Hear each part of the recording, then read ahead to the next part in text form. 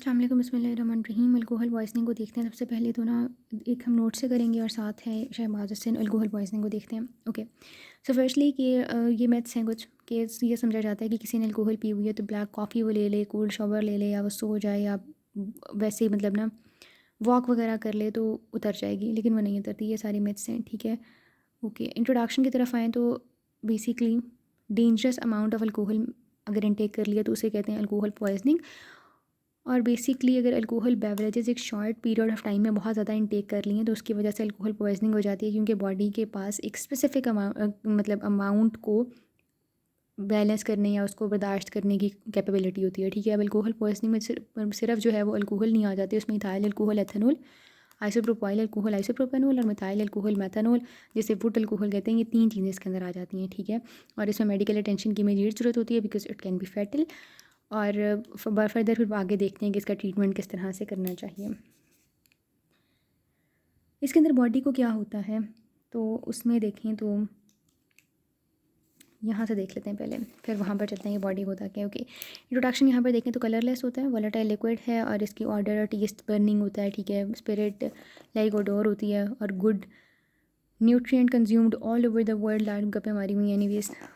Metabolism की तरफ आए तो एब्जॉर्प्शन उन्होंने बताया भाई जीआईटी में होती है। मेटाबॉलिज्म जो होती है वो 10% होती है इन द मेटाबॉलिज्म जो होती है इसकी 90% ऑफ द अल्कोहल जो होती है वो लिवर के अंदर मेटाबलाइज हो जाती है, और फिर जो 10% होती है उसने एक्सक्रीट हो जाना होता है। 90% of it is metabolised and 10% of it is excreted in the from the kidneys and lungs. 2 enzyme system होते हैं जो कि इसके मेटाबॉलिज्म में रिस्पॉन्सिबल होते हैं, कि अल्कोहल डिहाइड्रोजनेस सिस्टम है, दूसरा माइक्रोसोमल एंजाइम सिस्टम है, ठीक है। अल्कोहल डिहाइड्रोजनेस स्टमक के अंदर भी मौजूद होता है, तो जैसे ही वो स्टमक के अंदर पहुंचता है तो उसकी वो स्टार्ट हो जाती है डिग्रेडेशन या मेटाबॉलिज्म, ठीक है। अल्कोहल मेटाबॉलिज्म जो होती है वो 15 to 18 mg पर 100 ml ऑफ द ब्लड होती है, इर्रेस्पेक्टिव ऑफ अल्कोहल कितनी इनटेक की हुई है, इसी रेट पर मेटाबॉलाइज कर सकती है बॉडी, ठीक है। अल्कोहल की कैलोरिक वैल्यू जो होती है वो 700 होती है, तो लेकिन उसके अंदर शुगर होती है तो बंदे के इतना वेट लॉस नहीं होता। और एक्सेसिव कंजम्पशन जो है 2 तरह से खतरनाक हो सकती है, या तो अल्कोहल डिपेंडेंट सिंड्रोम हो जाएगा, और दूसरा है कि टॉक्सिक इफेक्ट्स आने लग जाएंगे बॉडी पर। अब अगर इधर देखिए ना तो इन्होंने अच्छा पहले प्रेग्नेंट वाला भी कर लेते हैं कि जो प्रेग्नेंट फीमेल्स होती हैं ना उनको नहीं पीनी चाहिए अल्कोहल, क्योंकि उससे डेरेटोजन है ना बेसिकली अल्कोहल, तो फीटल अल्कोहल सिंड्रोम हो सकता है, जिसकी वजह से retardation, growth retardation, mental retardation और फिजिकल डिसेबिलिटी हो जाएगी। और इसके अलावा LBW बेबीज़ यानी लो बर्थ वेट बेबीज़ का चांस बहुत ज़्यादा इंक्रीज़ हो जाता है even with a small amount of alcohol. इन्होंने 2 पार्ट्स के अंदर इसको डिवाइड किया हुआ है, एक एक्यूट अल्कोहल पॉइजनिंग है और एक क्रॉनिक अल्कोहल पॉइजनिंग है, ठीक है। अब हम 1 मिनट इधर चलते हैं।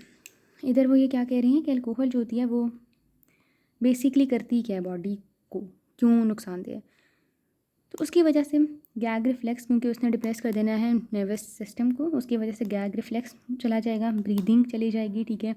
और वॉमिट भी अगर पर्सन करना चाह रहा है क्योंकि वो इरिटेंट होती है स्टमक के लिए, तो वॉमिटस पर भी वो चोक कर सकता है पर्सन, क्योंकि प्रॉपर जो रिफ्लेक्स है गैग रिफ्लेक्स वो नहीं अवेलेबल।